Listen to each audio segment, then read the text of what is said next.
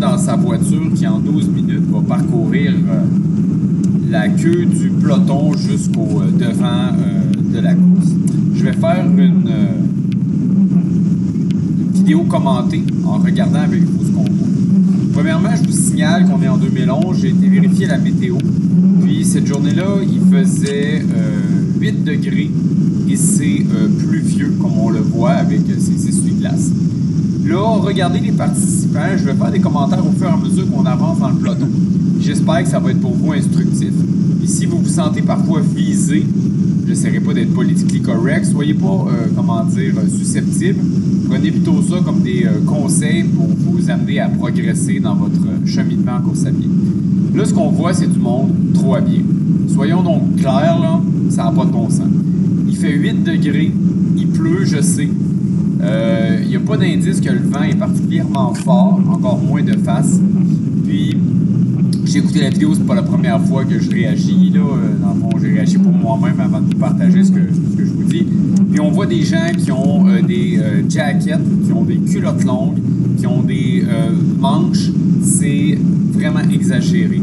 En fait, là, si on n'a pas des gens qui sont en manches courtes avec des shorts, c'est qu'on a des gens qui sont trop habillés. C'est 3 degrés, grosso modo, là, la température à partir de laquelle, en compétition, on est supposé d'accepter d'être en short, au moins en cuissard court, en cuissard aux genoux, j'entends, et non en culotte longue. Puis le manteau, là, c'est la preuve de l'hyperthermie prévue, là. Ici, il y a un problème.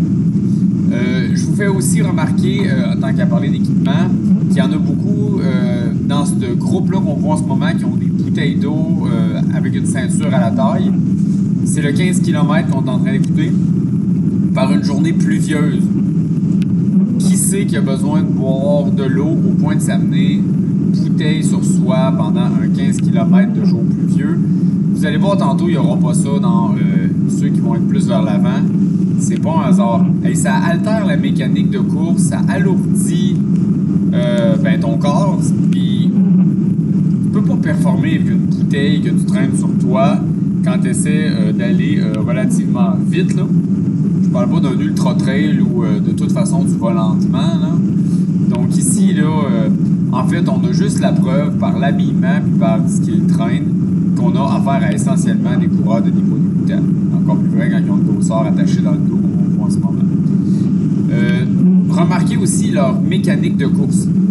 C'est des foulées que j'appelle foulées du hérisson, c'est-à-dire qu'il n'y a pas d'élévation du genou. Tout se fait avec l'avant-jambe.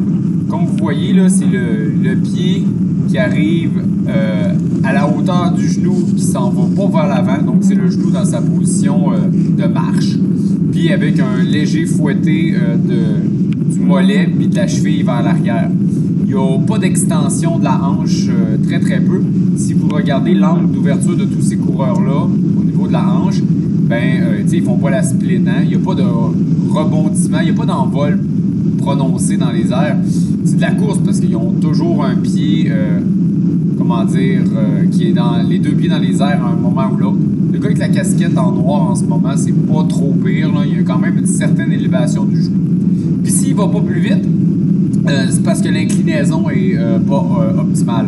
C'est-à-dire que de la cheville en passant par le tronc, en passant par, on pourrait dire, la tête, on devrait normalement, si on tire une ligne, voir, comme la tour de Pise, une inclinaison avec le corps qui penche vers l'avant. Pas au niveau de la terre, il ne faut pas pencher à la terre, il faut pencher sur l'ensemble du corps pour laisser la gravité nous tirer vers l'avant. Ici, vous avez des gens qui sont dans une posture presque tous très très droite. En fait, ils sont perpendiculaires au sol. Puis c'est d'autant plus vrai que le sol est légèrement incliné. La vidéo ne permet pas très bien de voir, c'est toujours le cas des vidéos, que ça monte et que ça descend, mais on sait que c'est légèrement descendant, puis on le voit un peu quand même. Mais si on a l'impression que les gens sont droits, c'est parce qu'ils sont même un peu par en arrière. Problématique. On devrait avoir l'impression qu'ils sont un peu en train de tomber sur le nez parce que ça penche en plus vers l'avant et devrait être, dans une légère inclinaison par rapport au sol. Donc, on a des gens qui, en plus de ne pas lever le genou, n'utilisent pas très bien la gravité. On voit presque rien parce qu'il pleut. Puis vous allez voir cette élévation du genou-là, elle va s'augmenter progressivement au fur et à mesure qu'on va avancer dans les coureurs plus rapides, ce que le gars en auto fait en quelque sorte. Puis vous allez voir en même temps que le genou va aller plus loin pour gripper vers l'avant. Vous allez voir la jambe arrière aller un peu plus loin aussi en extension. Courir, c'est beaucoup une affaire d'ischio-jambier. Ça vient avec la forme physique, mais je vous dirais que quand vous avez une foulée de hérisson, il faut peut-être focusser sur les groupes musculaires du haut de la jambe pour peut-être s'amener avec un peu de violence à développer cette façon de courir où il y a comme un peu plus d'envol. Il y en a qui sont très forts des chevilles et qui avancent pareil. On en voit tout le temps, là, même jusqu'à la fin, on en voit qui ont probablement beaucoup de puissance au niveau du pied, qui sont capables donc de se propulser vers l'avant malgré une très faible amplitude. Mais malgré tout, ça ne change pas qu'il va y avoir une flexion au niveau du genou avec une élévation des quadriceps, en fait, de l'ensemble des muscles de la jambe supérieure lorsque la jambe est en avant. Puis vous pouvez remarquer, comme on avance en ce moment, on est rendu à 6 minutes, qu'il n'y a plus de jacket. On a commencé à voir des gens en t-shirt, on a commencé à en voir avec des manchons là, qui couvrent les bras, ce qui ne me choque pas tant. Puis on a commencé à en voir, comme ici, la fille en camisole. En fait, on est presque juste dans les shorts. Il n'y a presque plus de culottes longues à ce stade-ci. Puis c'est probablement le signe qu'on a des coureurs de niveau plus intermédiaire qui, expérimentés, savent que la tenue peut être plus légère, surtout quand on fait un effort là, de type course. Regardez, manche longue avec une foulée une petite foulée, il y en a quand même qui font rapidement. On a un point d'eau relativement inutile ici, parce que comme vous voyez, personne, lui il arrête pas, mais personne.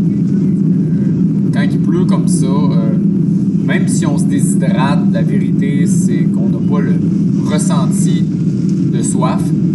Puis vous finirez jamais déshydraté au point que ça altère votre performance dans un 15 km. Là. Même si vous prenez 1h30, vous n'allez pas comme suer au point de vous amener dans un état grave, c'est-à-dire même délétère pour la performance de déshydratation. Là. Dans un 10 km, c'est dit qu'il n'y a pas besoin de boire. Là. Dans un 15, par une température pareille, pas vraiment non plus.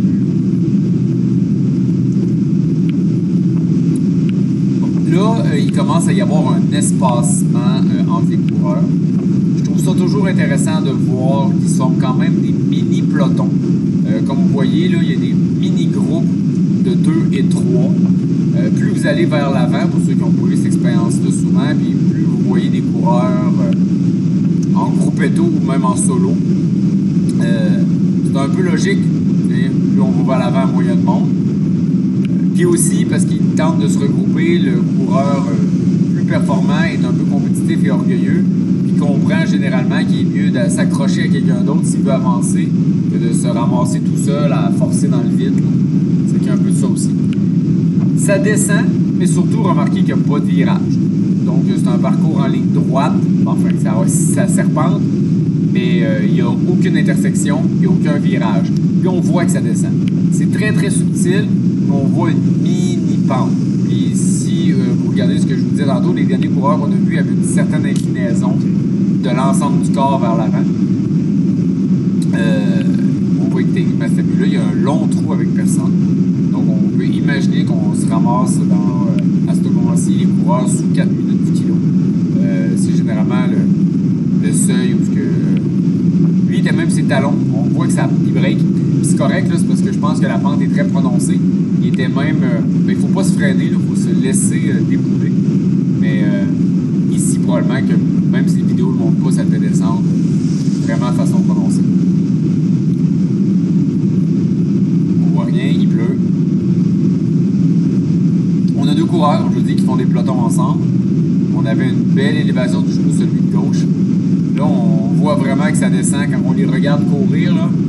On voit l'espèce de relâchement, de flottement de la jambe du coureur qui la laisse aller parce que ça descend tout seul. Quand vous voulez voir quelqu'un descendre sur une vidéo, on ne voit pas bien la descente, vous regardez, la contraction du quadriceps avec le flottement de la jambe en arrière. Il y a comme une espèce d'opposition entre contraction en avant et relâchement de la jambe arrière. Bon là, je pense que ça descend plus, c'est qu'on le voit moins. Mais regardez, il était en camisole puis en short. C'est la même température que ceux qui étaient en jacket tantôt, avec probablement un under en dessous, puis même des culottes aux genoux ou même des culottes longues. C'est la même température. Mais oui, il y en a un qui dépense plus de chaleur parce qu'il va plus vite.